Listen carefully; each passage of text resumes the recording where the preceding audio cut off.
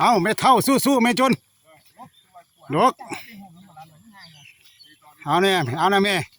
เต้าเจ้าเด้มาเลยไฟมาบ่ท่านเสียใจบ่ได้ปานขนนก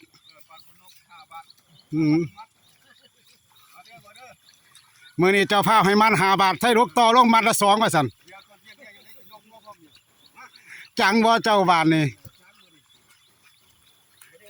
ให้เจ้าของกาให้มัน5 บาทให้ลกต่อมัดละ2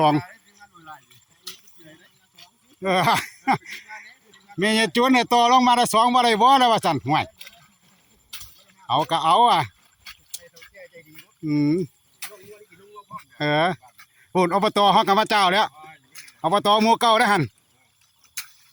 ว้าพี่น้องบ้านเหนือก็ลงมาครับโอ้ย